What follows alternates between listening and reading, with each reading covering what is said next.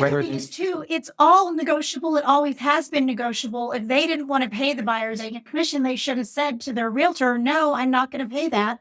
And that realtor could have said, well, this is the way I work and walk. Or the agent could have called one of the various, flat fee limited service brokerages. There's opportunity out there. There's lots of opportunities. There's FSBOs. There's hybrid FSBOs. No one has ever forced a seller to pay a buyer agent.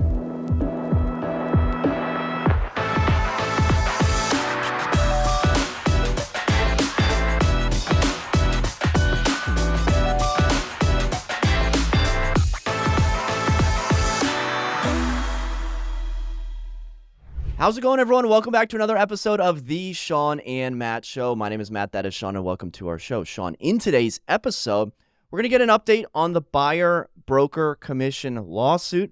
We're going to talk about Redfin and a change to their commission model. But first, we have a very special guest. This guest has been recognized by Arlington residents as a top vote getter in Arlington Magazine's Best Real Estate Agents poll for 3 straight years. Real Trends, Wall Street Journal, the 1,000 as one of the top-ranking agents in the nation for the last 2 years, and listed by Washingtonian Magazine, Northern Virginia Magazine as one of the area's best agents for multiple years as well. I'd like to welcome to the show Coral Gundlach. Coral, welcome. Good to be here. Thank you so much. Yeah. We are excited. We go back to the Century 21 Redwood days. Yes, we do. But that is not where you started. So why don't you take us back? How long have you been in the industry? How did you get started? And where do things stand now? I just entered my 20th year. Wow. How does that feel? I always say I'm older than I look, I hope. So I started in 2004. And with me? Yeah, great year. What do you mean with you? Well, we didn't start together, but we started the same year. You both 20 started years in 20. Yeah. It was a wild time to start in real estate because that was when all of the kind of ninja loans were happening. Do you remember those? Oh, yeah. No, I don't. They were giving loans to people with zero documentation and... Actually, I think I have one of those going on right now. It's happening again? Oh, yeah. It's got me stressed out. It's not my deal. It's my listing. I didn't know that was happening. Yeah. I mean, I'm really surprised at what's going on. What do you mean it's happening?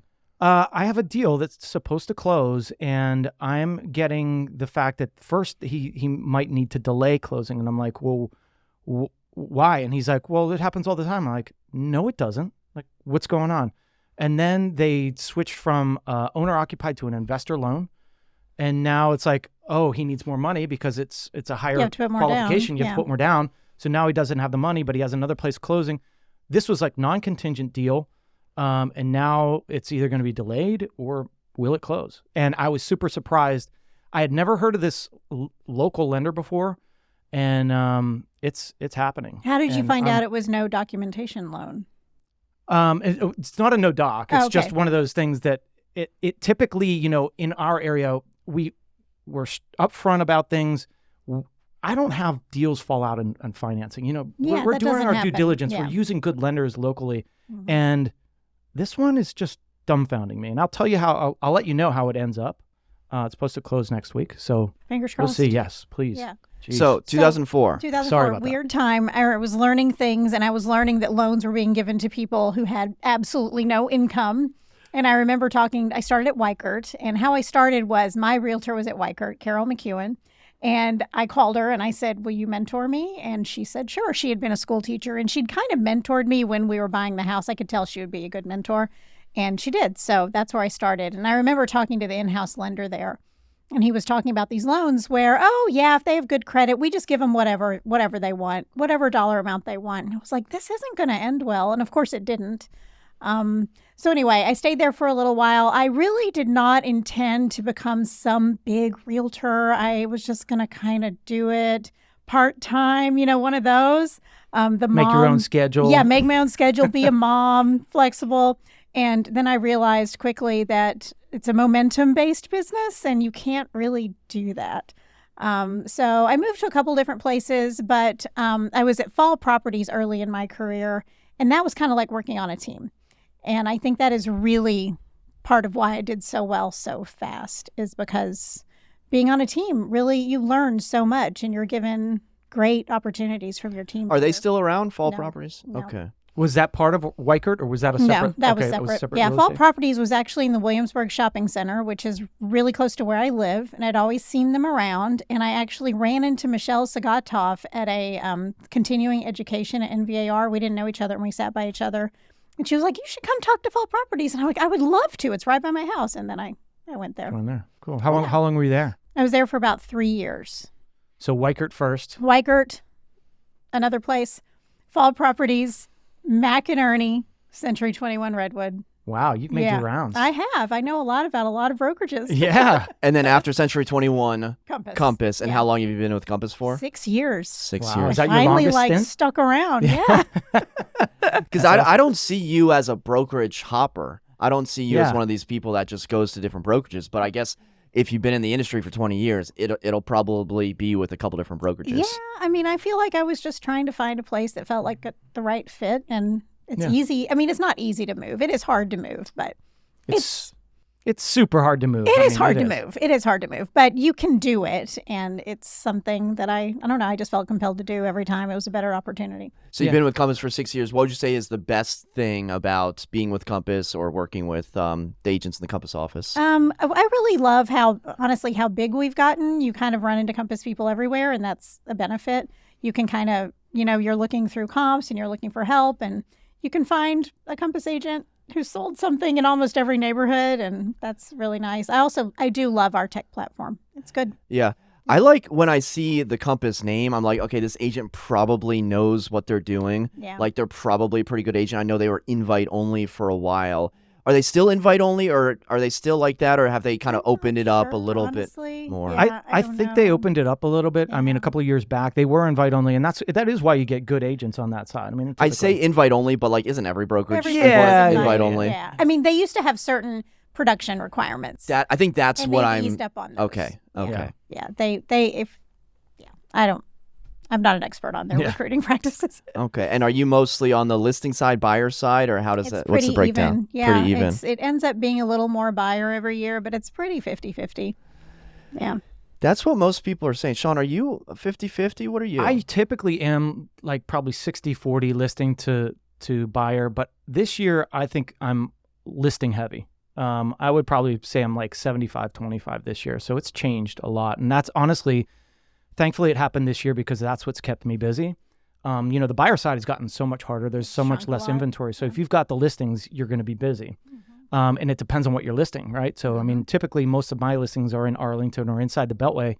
And, the condo market's going to be different from the townhouse market, from the single family market. And so the condos will take a little bit longer. The one bedrooms seem to be selling. The two bedrooms take a little bit longer. The townhouses go like that. And the single family houses, if they're priced right, they're going They're to still jump. flying. Yeah. Yeah. So Yeah. Coral, when I was looking at your website and your bio, the word tenacious came up multiple times, very high in your bio. Now, we have never had the pleasure of doing a deal together, but how tenacious are you when it comes to selling in Arlington and Northern Virginia? Well, I am pretty tenacious. It's not, I mean, tenacious is, to me, I see it as like working really, really hard to get it done. I'm great on the other side of a transaction. I'm very friendly. This is a cooperative business. I love working with my fellow agents. But like, if my buyers want something, I work really hard to get them what they want. And same thing with my listings. Like this morning, I was at a nursery picking out plants to put in my seller's listing because she'd gotten a bid for $6,000 for landscaping, and I was like, I can go buy you some plants. You'll reimburse me, but I'll go pick them out. I'll probably spend less than $1,000, and we'll get our. And so that's what I mean by tenacity. Like I just like laser focused, get it done, do what it takes. Well, I read the reviews on Google of your actual clients, and it was empathetic, it was kind, it was helpful, it was sweet, it was like family oriented. So it was all the things that, Both, yeah. yeah. I mean, I think you have to have both. Like how Yeah. aggressive, like you have to be aggressive, but you also have to have, turn it on and turn it off whenever necessary. Yeah, we walk a bit of a tightrope in this industry, and I think not everybody understands what we do. Not everybody sees what we do. Even our own clients sometimes don't see it. That's why I love the reviews when they do see it, and I'm like, oh my gosh, you really saw. But yeah, I think the general public sometimes, maybe we make it look a little too fun. Maybe we make it look a little too easy. Yeah. And they don't see a lot of the behind the scenes. They don't. What do you think is the biggest thing that they are not seeing behind the scenes that is causing you the most stress or is the most difficult for you? Oh, like for example, nobody really knows about, or I'm going to tell people now, about the time my listing, the sun flooded the bathtub and caused, tons of water damage, where we had to get the drywall taken out and fans over. And I was over there, Kelly, my operations director, my number one handyman was there. We were all over there within like an hour, bringing fans, helping them out, like getting that done. So, no, I will never market that, like that's never going to be told to anyone other than people watching the Sean and Matt show. But, there's all kinds of stuff like that we do that's gritty and dirty and just getting it done. That's what top agents do. And that's what, you go to listings and you see the pictures and you're like, okay, no one did anything to this place. They didn't help anything. They just went and took pictures. But top agents like this are going and blowing leaves like I've done, right? And I've literally planted flowers. Planting flowers. Yeah. Getting contractors over there. That's the one hardest thing for me is like contractors. Finding a good contractor, referring that contractor to your clients, hoping that they don't screw something up, and getting them there in a timely manner. Yeah. And, I've got a few going on right now where I'm hoping that they get it done in time because you've got pictures scheduled after that, staging, everything else, and you're supposed to go on the market. So it's a lot of stress that people don't see. But, the top agents that are doing that, they're going to get the repeat business. I think the level of project management we do is largely unseen. Yeah. I think we kind of hide that, like coordinating and moving things like, your contractor A didn't finish this job and contractor B you had scheduled for that job, you have to move him now. And we just do a ton of that stuff and no one even really knows. Yeah. My client texted me the other day. She said, these staging chairs are hideous. I want them out. Yep. So yesterday I go to the Waterview. I take out 4 chairs. I go down to, Eisenhower, Market Ready, Aslan Brewery. I love that place. I just walk in. I'm like, hey, Mike, I need 4 chairs. He's like, great, they're back there. I load 4 chairs into the Tesla. Stop at Aslan. I asked Mike, I was like, would it be weird if I went on my lunch? I say lunch break. It wasn't really a break. If I had lunch at Aslan and didn't have a beer, just like sat and had like an iced tea. Yeah. I get like weird looks. She said, no, people do it all the time. So I went and had a sandwich, had these 4 staging chairs, and then I go back to Roslyn, put the 4 staging chairs in, text my client, and now I'm the hero. Yeah. That's just how it happens. Yeah. Well, that's another thing that people don't realize is some people are so in tune with what they want. And when you're staging with a certain stager, and we all have our own stagers and they really do a great job, but some people just want a whole different level. It's their home. They want to be in tune with it. Typically we get like, wow, this thing looks amazing. But every once in a while you get those clients that are like, no, this looks horrible. I'm like, what? I've had Really? it before too. I've taken chairs out of my own house and brought them over. yeah. I have some chairs that disappear a lot from my house and my husband's just like, oh, okay. Yeah, So we're at we a have listing. we have revolving inventory at my house. Yeah. Like, all right, these tables next to our bed, they're going to this listing. Absolutely. That's what happens. So are you mostly North Arlington, mostly Northern Virginia? How would you describe your I business think the to last someone? time I checked, it was like 65% Arlington. That's so and cool. then 35 everywhere else. How did it become 65% Arlington? Honestly, I don't know. I mean, it's mostly referral based. That's where I live. I think most of the people I know and referred to me ended up being there. But I do have I think 35% elsewhere is a pretty significant chunk. Like right now, this listing's in Springfield. I've got another one coming on in Reston. It's all referral based. Well, almost all referral based. So when it's referral based, I feel like you have friends who have friends everywhere, and so I just. Do you ever run into the issue where someone's like, oh, I'm selling my place in Alexandria. I would have called you, but I know you only do Arlington. Oh, no, that's never happened. That's never happened. Of course it's happened. Yeah. I mean, it happens. Yeah. Not as often anymore, but yeah, it certainly does. Or more like, I bought new construction. Will you come list my house? That happens, and at least I get to come list their house. But yeah, people do often just go buy new construction, and I just... like, you really shouldn't have done that. Not just so I could make money, but because there's so many things that in new construction a buyer is not told, and they think that beautiful, shiny salesperson is on their side, and because they're nice and they're friendly and they're so sweet, but they're not. Speaking of new helping them. construction in, I'll call it North Arlington. It's barely North Arlington. The Grove. The Grove at Dominion Hills. Have you toured? Have you checked out? Have you explored the Grove? we have to go in there. We need. I need to do that. You want to talk about new construction? I think there's like 40-ish brand new homes coming to Arlington, Virginia. That never That's a happens. big deal. When does that is. ever happen? You usually get like a house Yeah, or maybe 2 houses, 5. a cul-de-sac Yeah. with 5. With some pipe stems. Yeah. So Friends of mine live right in front of that, and they were telling me that they're not really selling that well. I mean, like, What think are they about it. asking? What they're starting at 1.9.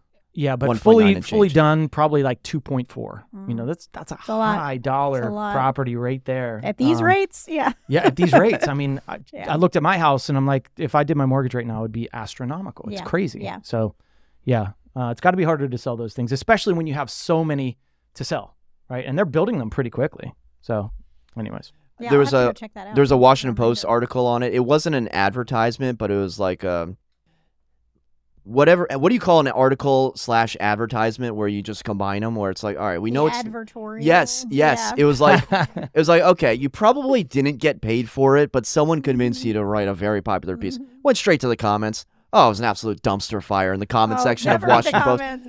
Yeah, it was more entertaining than the actual article. So, Yeah. Coral, what I mean, with the clients you're working with in North Arlington, both the buyers, the sellers, and probably the renters too, what sorts of conversations are you having now that interest rates are so high? What sorts of conversations around waiting for new inventory, timing on putting possible listings on the market? How is that going for I mean, you? I would say there's a lot of discussing, there's a lot of looking, and not a lot of action. I do have a lot of my business has been to move up. You know, they've sold their first house, they're trying to sell their first house, and they want to move up into the next house, and those people have been really hit by this situation because they have that 2.5% or 3% interest rate, and they've got a beautiful monthly payment, and then looking at the numbers to not only upgrade their house, the interest rate is so much higher too that it just takes a lot. So yeah, those are the conversations. Is it worth it? I mean, I have this one set of buyers. I'm kind of like, we looked at a house the other day. I'm like, this isn't worth it for you guys to do this. Like, this is not enough of an upgrade. This isn't getting you anything to buy this house. So sometimes I'm talking people out of buying houses. What's going to be the end route for maybe that specific client? Is the solution that they rent for a couple of years and save up and then go? What are they going to do? They have a house. Yeah. You know, it's just a little small, you know, and so that's what a lot of people are doing. I've had some other clients remodel. I think remodelers are loving this because you can get a HELOC and it's not as bad as a whole new mortgage at the higher rate. You know, the HELOC's at the higher rate, but you still have your lower fixed amount. So there's been a lot of remodeling. Yeah. Yeah. I think the key is honesty, right? I mean, if you're being honest with your clients and telling them, listen, I think it's better for you to just stay right where you are right now and let's wait. Or, you know, I was talking to a client yesterday and he was like, should I sell? Should I then rent? Should I go buy? And I was like, listen, or when should I do this? And typically what I say is like, move when your life tells you to move. All right. But also look at that payment rate now because you're sitting pretty right now at a 3% interest rate. If you sell that place, I think it'll sell pretty well. The market's doing well in all these areas. And this is a little further out in Loudoun County. And they want to go even further out. But I was like, well, listen, if you sell your place now, you'll take the money and you can sit on it. You could go rent for a year. You could rent for 2 years. And you can wait until you find the right house. Because sometimes when we get into the scenario when they sell their house, and then they're like, all right, now we got our money. Where do we go? Yeah. There's no inventory, Yeah. right? And so I'm like, I don't want you to make a decision that you're going to regret and have to sell it again because this isn't the time to have to do that because your interest rate's going to be 8% and then you're going to try to sell it again. It's going to be tough, you know? So make sure you're making the right decision. If you need to rent. If you need to stay for a little bit longer. Yeah. You know, it's not like... When people really want to get out of where they are, though, I just had this conversation with someone who really wants to get out of D.C. She bought a place in D.C. She's just never liked it. She's ready to go. But she wants to be in a area in Alexandria City, single-family home. It's like there's nothing there, really low price. It's just... And I was like, I think if you really want to do this now, sure, sell, cash out. You'll be able to sell your house. Rent for a little while, save up until you can afford what you really want. That's what I told her. Yeah. I just don't think that you're going to get what you want right now. So, What do you think is the most underrated neighborhood in Arlington? underrated neighborhood in Arlington. I feel like they're all so highly rated. Doesn't everybody love all of Arlington? The hype is real for a lot of Arlington, but what's the neighborhood where you're like, you know what? No one ever mentions this neighborhood. Because I feel like a lot of people are like, okay, well, I want to be in Cherrydale or Waverly Hills or yeah, I or mean this maybe or like West. Alcova Heights. South Penrose. I think most of South Arlington, but I feel like South Arlington is pretty hyped now. Yeah. So South Arlington's the new North Arlington. it is. It absolutely is. And North Arlington is what? Georgetown? Feels I like don't it. know. Yeah, it's pretty unaffordable. We've got one coming up in Penrose next week. It's going to be somewhere around 1.1 million. It's an Yeah. adorable neighborhood. It's an adorable I neighborhood. love This place it has just there. been redone. Yeah. So, Sean, most underrated neighborhood in Arlington. oh, geez. I mean, you're asking the wrong person. I think they're all You're great. asking the wrong. I'm asking an Arlington real Underrated. estate agent. I hope I'm Everybody asking the right wants person. All of them, right? Yeah, I mean, But what's that neighborhood where you're like, oh man, this is like a hidden gem? This is like a deal. I Like, can't believe. yeah. Well, not necessarily a deal, but Yeah. a neighborhood where no one talks about. Where you're like, why don't people talk about this I neighborhood? mean, I'll say Westover. Like, Oh, stop right it. into Stop Westover. it. Come on. Are we But talking it's- underrated or overrated? Everyone think talks about It Westover. might be overrated. okay, maybe it's overrated. I just think that Everybody wants to be in Westover, that Sean. maybe it's the smaller houses. I don't know. I think it gets passed over a little bit. Okay, well, I mean, oftentimes the reason I ask questions is because I actually want to be the one to answer the question. Okay, And so now I will answer. Okay, the okay. question. This is it. Matt, what Let's is go your- to the real reason. What is the neighborhood that's overlooked? What do you think about Dover Crystal, Coral? I think it's highly rated. You have any buyers who are like, I want to be in Dover Crystal? No, but when a house comes, they don't name it by name, but when a house comes up over there, they're excited about it, and I certainly hype it up. I was lucky enough to live there with my sister-in-law when I first No moved. way. Yeah, I lived in her basement. It was great. Well, I love that neighborhood. I'm kind of going back on myself because you said Carol McEwen earlier, and I think she does a ton, or she does, or did, That's how or she lived, was my or realtor because she was my sister-in-law's Okay. realtor, and she recommended, she referred her. And Carol, yeah, she used to live in that neighborhood. And she was kind of the queen of that neighborhood. I love that neighborhood. So, Sean, just a couple descriptors, and I'm looking at Google Maps. I don't have like notes up here. So, big lots, Yes. rare for Arlington. Sidewalks on both sides of the street, usually, except for the side on Potomac Overlook Regional Park, which, okay, now you can walk to a regional park, which leads you down to the Potomac River. Sure. 7 minutes to Washington, D.C., one stoplight, which is maybe Realtor's favorite kinda oversay that buzzword. one, It's yeah. one stoplight. Yeah. Which stoplight? Lorcom Lane? Fine, whatever. Yeah. And the housing inventory is incredible. Obviously, I wouldn't want to be on Nellie Custis, but once you get back in that area, amazing. It's great. Well, I looked at houses back there whenever I was looking. I mean, I looked everywhere in North Arlington, and when I was back there, there were tear downs down there, and they were building enormous homes. They're got to be $3-4 million, right? I Absolutely, mean, that's yeah. the thing is they're big lots. It's very secluded back there. It's quiet. It's a great neighborhood. I just think that does it see a lot of turnover? And didn't your hockey guy live back in there? Yeah, my buddy lived back there. Yeah. Who's your hockey guy? He lived on Quebec and like 28th and Randolph, like all the way the furthest cul-de-sac that you can go at the top of the hill. Sean says it's quiet. You know the flight path. You is Yeah, the Yeah, flight the- path. All right. So you can I'm hear just the saying, like, planes. there's Yeah. no traffic in But there. it's Yeah. beautiful. Yeah. It has curves and hills, and I just think it is one of Arlington's best neighborhoods. So I'm not going to say that place is underappreciated. Yeah, Yeah. and it appreciated a lot. Like those values have gone way up. Underrated in a sense that no one talks about it, but when a property comes on, it's going to command a Well, I premium would price. say my neighborhood is like that. I live What in neighborhood this are you in? weirdly not really defined. It's by Bishop O'Connell. Okay. I mean, Are you on the east Berkshire side? Oakwood is what Oh, it comes okay. up as in the Okay. MLS, but no one calls it that. Our Yeah. civic association is Williamsburg. I could talk about Arlington neighborhoods for like an hour because they're so odd. They're not really well defined. Right. You have different names in the MLS versus names in the tax records versus what the people call them versus the sign anywhere in the neighborhood. It's interesting. Well, I think Sean just discovered his neighborhood's name. Well, I mean, I live in the association of Terra Leeway Heights, Yeah. but my actual in the tax record is called Larchmont. And Larchmont is like, just a small little section in there. And Yeah. it was, I went back and looked at all the details and the cool, tax records way back when. It's neat. I mean, it's where, you know what the weird thing is? Wasn't it like right there was an old fort, right? And in my yard, I was like mowing the lawn or something. And I looked down, and where my gutter was coming down, the water was hitting the ground. And I looked down, and there was this like Are you white kidding me? thing. I found a bullet. A Civil War What were you bullet. going to say? Like a bone or something? No, I was going to scold him for a gutter not being connected. Well, to a downspout. that was when I bought it. I then trenched the whole yard, made my gutters go into a thing in the backyard. Yeah. I'm like, So I'm going I've- to take away your real This is estate befo- license, buddy. This is before I had the money to do that. Okay. And thankfully, because I found like it was called a mini ball, a Civil War mini ball sitting in my yard. So cool. It's insane, right? So I was like, I went Wow. and got a detector, and I was like doing the whole yard. Did you find more? No. No. I didn't take the time, That's really. wild. Well, when Pretty they cool. were doing that development, Caddy Corner from Lacey Woods Park, those new construction homes that are sitting They're on now top like of 10 year, George 15 years Mason. old now, but Yeah, it's so weird. It's just like, okay, Those 10 have years never ago. sold well either. I don't know They who would, cram too many in. yeah, it's crazy. But when that was just a lot, you drove by and you saw people with the metal detectors because that's where the base was, or Wow, that's the cool. Army. So I mean, Arlington, Virginia neighborhood oddities. I mean, you're in the right room right now. Yeah, I mean, I really, really dive deep into this. Now I'm curious. What's like your party trick for Arlington neighborhoods where you go to a party, you're like, oh man, I got all these facts. Like, what do you have any like cool factoids on whether it's the Williamsburg neighborhood, Berkshire Oakwood?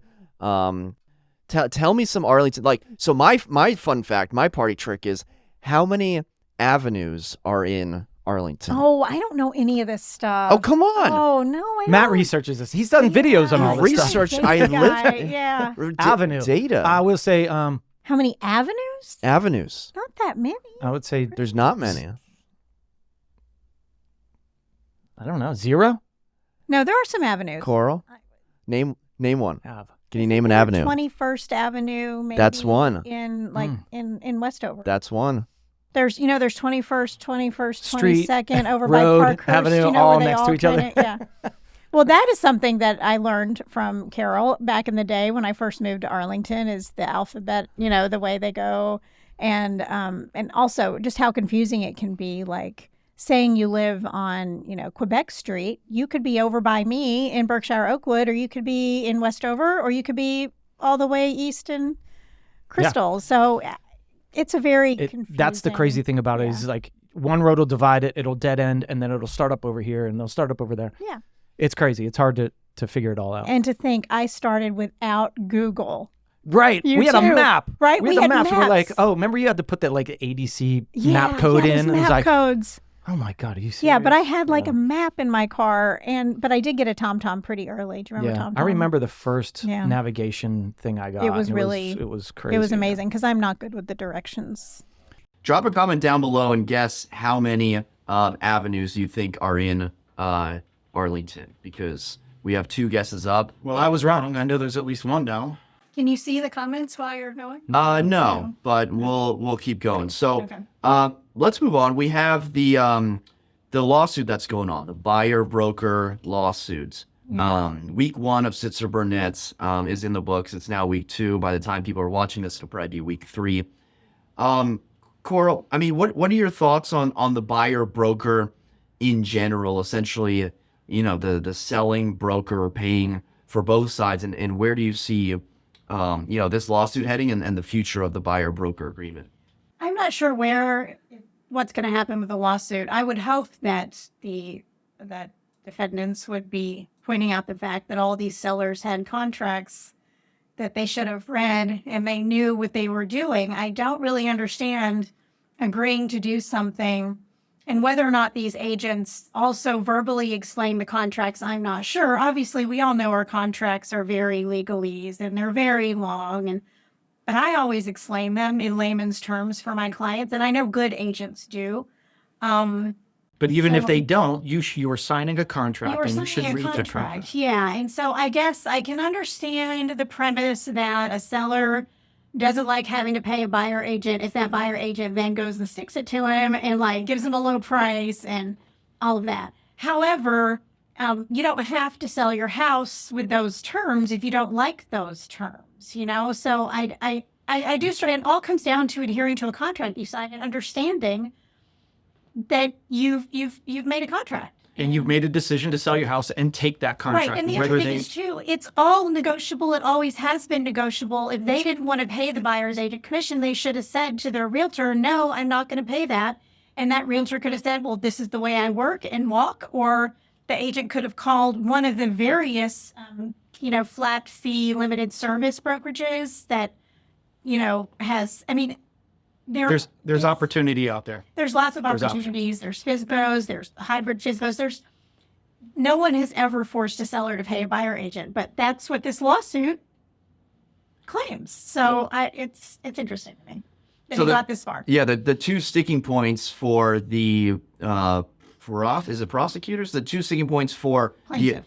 Thank you for the plaintiffs, that NAR, they're all in it to fix this commission. Like they all want it to be the same, and there's this conspiracy that it's fixed. Right. And then the second one is, you signed a contract, and you were not coerced into signing it. Right. So that's what essentially they're trying to prove. And I believe they were playing some Mike Ferry scripts. By the way, I haven't heard of Mike Ferry scripts since 1985. I didn't know people How old still were you then? use. I was negative 5%. We're even born in No, 1985. I was not born in 1985. But I mean, a Mike Ferry script. What are you calling numbers in the yellow book? Like, Yeah. what are you faxing Yeah, it's contracts? really to? interesting they bring that So up. I don't know why they're using an outdated Mike Ferry script. That's but totally true. That seems to be the defense right now, which not a lawyer seems like pretty weak defense. Wait, the defense is a Mike Ferry? Or I'm sorry, the prosecution. the plaintiffs. They're saying that, hey, Sitzer this and is Burnett, what you you're did. right. You were using these scripts. These scripts say that you're charging this percentage, and they have to charge this percentage. Is that what it's saying? Yeah, the script was essentially like, I don't negotiate because I know my worth and I'm a realtor that sells a lot of houses. Yeah, so, okay. So is the lawsuit saying that we can't charge what we feel we're worth? No, it's saying we can't collude as an industry to have a set percentage. And I'm sure you remember, I remember, it's all pounded into us as early, as new agents. Never, ever talk about commission. Like here I am right now. I'm with people from a different brokerage. We must not talk about commission. Yeah. Oh, it's I always mean, like the that. price fixing thing is hammered into our heads from day one being an agent. So I just find it fascinating that anyone is saying that it's not negotiable, because I've always seen it as very negotiable. That's what I've always said. That's what every brokerage I've ever been at, all of them have said, it's negotiable. Everything is negotiable. Maybe these people don't know how to negotiate. Right. I don't know. Yeah. I mean, it dumbfounds me. It feels like just a lawsuit out of nowhere, or like, does it really have standing? Because I know how I run my business. I'm sure you run the same way, and you run the same way. I mean, we go to listing appointments, we explain things, we say, all right, this is going to in our listing agreement, it says, what are you paying out to the buyer's agent? Mm-hmm. You can put 0, you can put whatever I you don't want in have there. mine pre-filled out. You know, We have a yeah, discussion. we have a Like, discussion. And if you do have it pre-filled out, I feel like that is your prerogative. If that's what you charge, that's what you charge. And if the seller doesn't want to work that way, they can make a new deal with you. And if any agent is unwilling to work with a seller on the buyer's and seller agent side commission, that seller should move on if they don't agree with those terms. Yeah. Like, no seller's ever been forced to hire any particular realtor. So New York Well, maybe City, unless their dad makes them or something. But New York City just made a change. I don't know if you all saw this, where starting January 1st, 2024, the seller is no longer required to pay the buyer's agent, but the listing agent can still pay the buyer's agent. So it's that's kind the of way it's done. it's kind of this game of this So it's like shell game, if you Pulling will. it out of here and putting it over here. Right. Isn't that how it's done now? I mean, It really so right is. now you're hired as a listing agent, and you agree to split your commission with the buyer's agent. Yeah. Of course, it ends up on the seller side of the delta, but just because the seller is paying you the commission, should it be like, agent A, and then that brokerage has to pay the buyer? Yeah. Is it like, I don't all right, know. all of it goes to brokerage A, and Yeah. then brokerage A sends it, Then they pay the commission they too. pay the commission straight out of that. I don't know. I mean, that would be the separation, and it wouldn't show on the HUD. And then, all right, there's no buyer agency commission, but it's it's such a tough thing. We were talking about, I don't know if you remember, like, I guess it was before our time, but sub-agency, right? Yeah. Sub-agency was big, and then, the reason buyer agency came in was to protect the buyer because the buyer had no representation. Right. And so that's the way we went. Well, how's that buyer's agent going to get paid? Well, they take the sub-agent commission and they pay the buyer agent commission. And so it's taken the apples from here and put it over here. It's just a switching of where it goes. And But I am concerned at this lawsuit, if somehow it's found that you're no longer permitted to pay the buyer's agent, which I don't understand how that is fair either. Like, isn't that anti-competitive to tell a seller they can't do a thing they want to do to sell their house if they want? yeah, If they think that's the best way to get the best money, which it has been traditionally, paying a buyer's agent, and it works well for sellers. sure goes. Does that mean a seller's not allowed to do that? Like, I don't believe in America you would ever tell someone they can't use a tool to sell a thing they have. Didn't the Bright MLS have something happen with that? It might have been with Coming Soon, where it was like, if my seller wants to do this, they should be allowed to do this. I can't recall if that was Coming Soon or something else. I think you're thinking of Coming Soon. There was a lot of talk about that because we really wanted to be able to show during Coming Soon and make Coming Soon more public, because it used to be And then Bright told us we can't anymore. And everyone's like, well, you can't tell me and my seller Right. how we're going to market this property. And Bright's like, actually, we will. We'll fine you $5,000 if you don't do it this way. So, Yeah.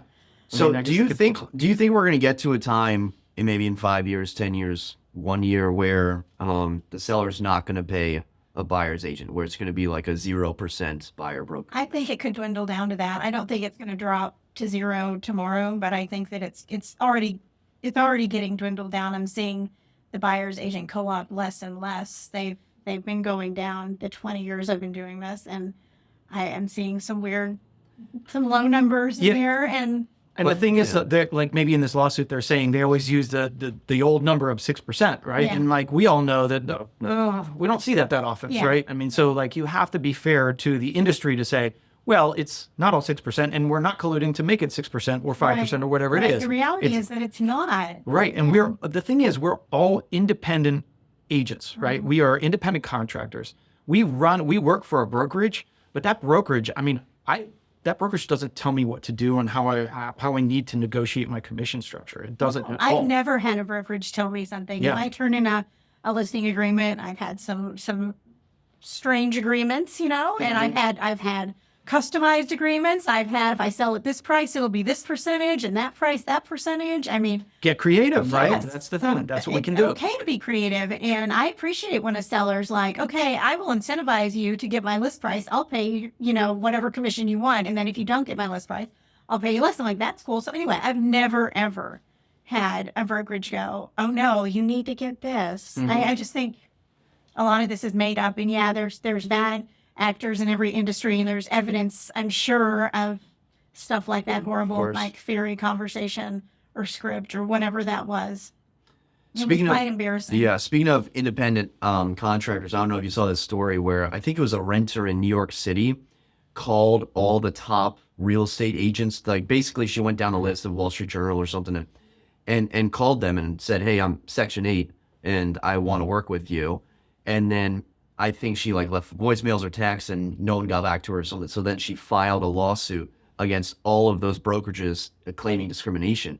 And one of the agents like responded to an email and said like to a website about the lawsuit and said, yeah, I'm an independent contractor. I can choose to work with whoever I want and when I want, and I don't have to work with everyone. And I don't think I ever got this person's voicemail. Yeah. So- Well, that's the thing is like Very any other possible she industry. never got the voicemail. Yeah. Those voicemails sometimes. Well, and the thing is like voicemails anymore, like text me, right? I get a voicemail like 2 days later. And like, why have you held my voicemail hostage, Horizon? Yeah, and the other thing is we get calls every day, right, from all over the country, and now people spoofing their number to be local, and half the time they don't leave a message. So I'm like, all right, or it's like some crazy message, and I'm like, I rarely listen to those, So I'm like, text me if you really need to get a hold of me. That way I know you're getting a message. But that's the thing is, our industry is so scrutinized. We're always under pressure. A person can go out there in a construction job and bid whatever he wants and, go way over. And if they agree to pay it, they're going to pay it. Or if the guy says, oh, I don't want to do this job, he doesn't have to. But us, oh, you didn't call me back, we're going to file a lawsuit. Right. What is with that? Right? Why is it us? Okay, this is going to sound really smug, and I'm sorry, but I think there's a certain level of jealousy about successful real estate agents. Yeah. Right. I think what we do, again, we sometimes make it look easy, and it's not. But sometimes, I guess occasionally it is. Every now and then you have something fall into your lap, but most of the time it's not.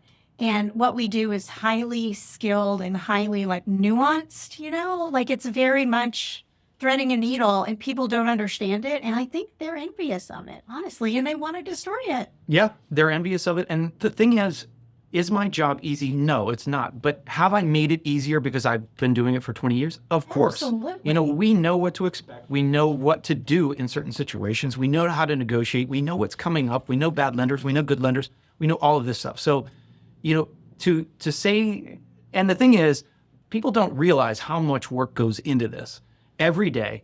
I mean, some days I'm stressed, right? and I want to be watching my kid's soccer game, and I'm on the phone, or I'm thinking about something else. Or you're there at the soccer game on the phone. phone. And that's the thing. Yeah. Yeah. And so we're always, it takes up so much of our life that people don't understand. We don't get weekends off. You know, you're going to your job and you're getting your salary, and, you know, we don't get that luxury.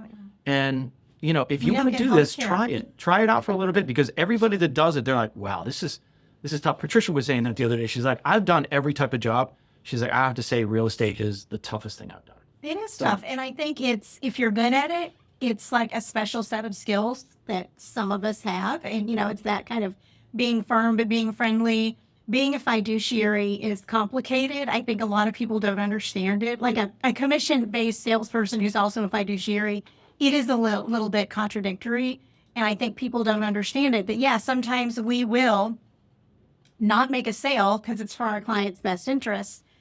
Not all agents do that. It's true. They don't. Correct. And yeah, some agents should be out of the business. It's true. And But hopefully not they get all of weeded out. us. Like Right. the whole industry is not bad. Right. Yeah, there are a lot of very high profile bad agents. Yeah, and that's like one court case now makes the whole industry like look bad, right? Yeah. And that's like, this is one seller or a few sellers that are going against the whole grain, right? Right. The whole system.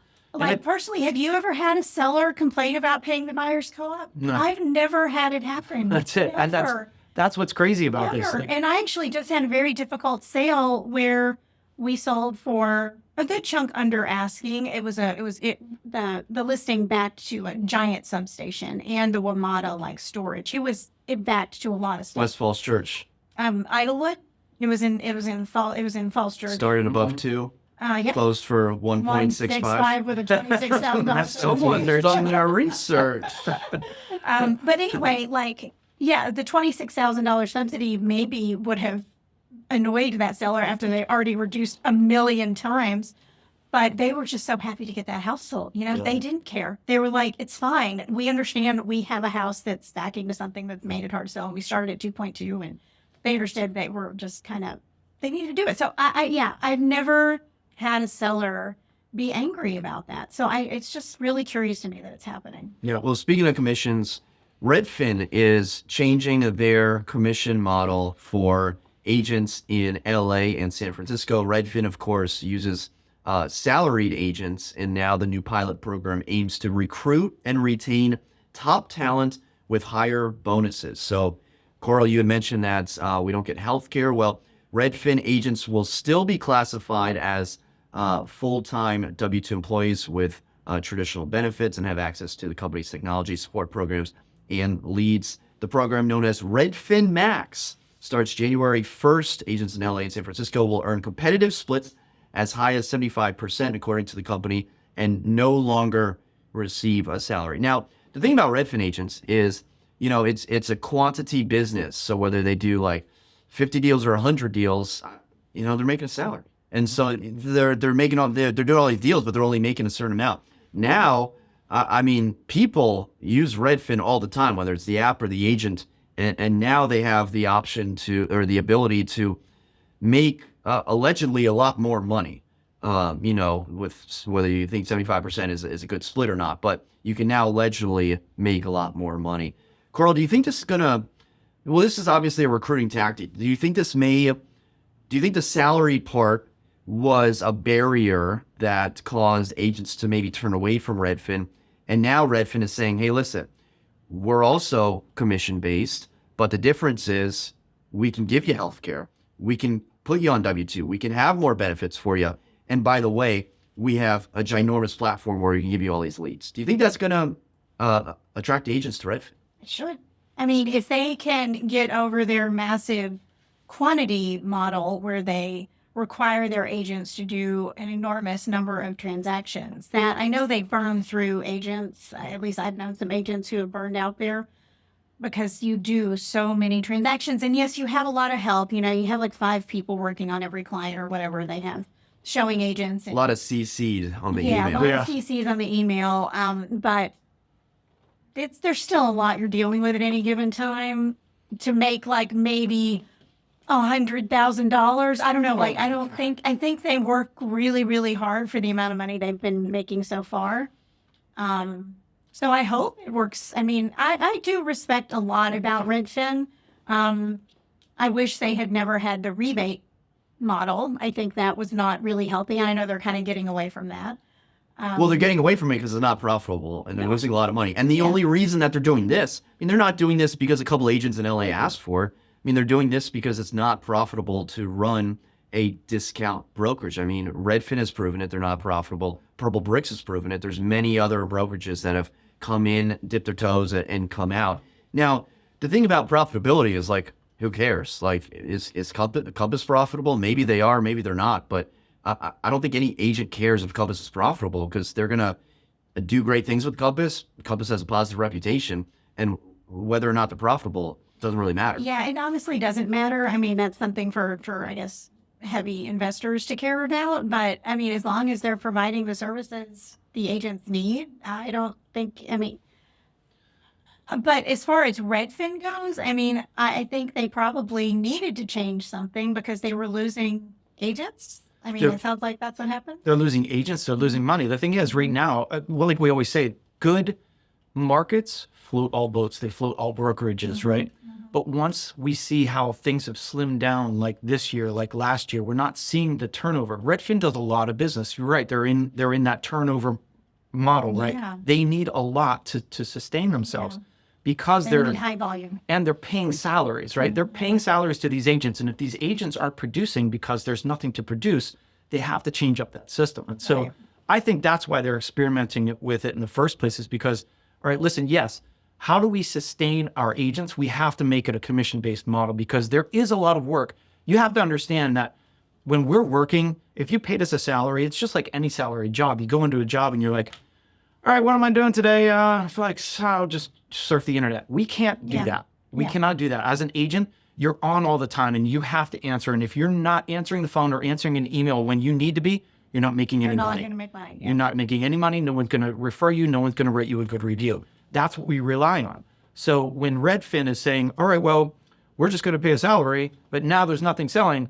Well, now we got to make a change, right? And so all these agents that thought that they were going to just make a salary and maybe not perform as much as they wanted to, or, you know, in Redfin, you only perform that segment that you're doing, right? Yeah. I'll like call the listing agent and like for the person that showed my property, hey, so-and-so, can you give me some feedback? Oh, well, or are you writing the contract? Oh, well, that's over to the contract rating office And now. They don't talk to each other about it. Exactly. I had a Redfin buyer recently not get one of my listings because of that model. Yeah. So a showing agent or whatever it is showed that my listing, I followed up for feedback, was ignored. And then an agent called me after we went under contract going, oh, my buyer really liked this place. And I'm like, it's under contract. Like, I don't know what to tell you. So yeah, there's definitely some flaws in the model. Maybe they have too many employees for not enough money going around. And yeah, they need to incentivize their agents to maybe sell more houses. Yeah, and we all know that agents will make that brokerage money. So how do you recruit? Because right now, a lot of these agents, and I'm not saying all of them, but a lot of them are newbies. Like they're newer agents that are learning the industry. And, you know, getting into real estate is one of the hardest thing is we're not making any money. Yeah. When you're starting out, that's why you're spending money, right? You get a listing, you're spending money to make this listing, and then you might not sell, and then you lost that money. I know. And that's what the great thing about nowadays, that there's a lot of teams out there. And I think the team structure helps the smaller, newer agents to get moving, to make money. But that's the thing about Redfin is getting that salary that helps that agent get in. So that is an incentive for these new agents to go to Redfin because there is something to back them up. They get health insurance and all that stuff. But then once you start learning, you're like, wow, look at how much that guy just made. Yeah. Or this person just made on this. And so you're like, wow, I'm doing all this work for a very little bit of money. Compared to my industry colleagues. Yeah. If you are an agent, drop a comment down below if you think Redfin changing to a commission-based model may attract you, or you think that that would attract more agents to Redfin. Coral, let's move on to our last topic. This is a little game we like to call in or out. Whether you are in or out on a property, and what that means, you can look at the big screen up here, is if you had the budget, would you be in or would you be out on this property? We are going to so what I'll do is I will lay the groundwork, and then you can tell me if you're in or out and why. So we are going to Delaware Township, New Jersey. Luxury meets history at this incredible find. Magnificent transformation of a 19th century house of worship to a residence with all the modern conveniences, including an ancient cemetery, a great room, a tower with a bell, and endless views of preserved farmland. A unique opportunity to own and live in a newly renovation, beautifully conceived by a local architect, original pressed tin covered ceilings, walls with added texture and definition in the great room. A complete renovation, 3 bedrooms, 3 bathrooms. Let's see. We have it's built on 1 acre from 1920 with a cemetery in the back. I'm a big ouch. Or a big out. Big See, ouch. that didn't take long, Matt. No. Hard no. Would you care to elaborate? I wouldn't want to live in a church. You wouldn't Yeah. want to live in a church, not a converted church. No. So what I hear, Lot of trees on what the I top of hear it. you saying is, if this was not a church and there were more trees, and the cemetery was there, you'd be in. No, I don't like cemetery. Okay, so you're out on the I'll be cemetery. honest, I don't like cemetery. I don't like anything about it. I don't like the kind of new, just generic style finishes inside an old historic place. I hate that they virtually staged. Yeah. There's another problem. Have you showed any properties in Arlington, maybe in like Ashton Heights that like border like Columbia Gardens? Where you're like, oh, I did you did. use the quiet neighbors line? No, I was like, you want to live next to a cemetery? And my client was like, yeah, that'd be awesome. They'd never bother me. Do you think, not necessarily this house, but do you think living next to a cemetery is bad for resale? Yeah. I think it is for enough people. Yeah, I mean, it's not pretty to look at. It's kind of creepy. Sean, in or out? Matt, it's not that you're living next to the cemetery. It looks like you're purchasing the cemetery. It does. You're inside it. That's a whole different It story. is right there. Yeah. I will say that I am definitely out on this one. This was an easy one for me. First, I'm not buying a church. I do not want to live in church. I used to go to church. I go to church every once in a while. I don't want to be in church when I'm living there. I don't want a cemetery. And the other thing is about this property. All right, they've done a lot of updates. It looks like some nice floors and blah, blah, blah. But if you... LVP. It might be LVP. I don't know. That looks like an engineered hardwood, maybe. I don't know. Yeah. This is the Home Depot special. Yeah. Yeah. But all right, look at that room. Look how big that room is. It's lofty ceilings, but look how small the kitchen looks compared to the rest of it. It's a church. I don't It's like you put a kitchen in a It's a basketball. fellowship hall is what it is. Right. That's what it's called So- in a church where you have the little kitchen and then everyone hangs out. Yeah, I don't need a fellowship hall to be my living room. Yeah, the pews used to be right there. That used to be the altar. I mean, that's the problem with this is like, it's going to be so hard to furnish it, to make it look like home. It's always going to look like church. I'm sure it's always going to be echoey. Well, look, Yeah. the virtual staging shows you exactly how to furnish Yeah. it, right, Coral? No. Ban virtual staging. I can get on that. I can get on the That's band the virtual. lawsuit we need. Yeah. Yeah. So I am also out. There would be a circumstance where I'd be in. This is only on an acre. An acre of farmland is nothing. That's like a Yeah. postage stamp. Yeah. If this was like 20 acres and the cemetery was very far away, but you're walking out the back door and you're gonna, tripping like your over. shin is you're gonna bust your ankle on one of these tombstones. Yeah. It's like right there. No. So for you that have reason, anything better? I'm out. No, Not sorry. That was the only thing That's on the the only market. one? That's the only That was the best. I don't know if I want to call it best, but that was a unique property. There's not a lot of inventory right now. So this is your only choice. We really have to stretch. We had to go to a New Jersey cemetery. I think that was a pretty easy one. Though. Yeah, that was easy out. Let us know if you're in or out in the comments section below. And for Coral, Sean, and myself, thank you so much for watching. Until next time, we'll see you then. Take care.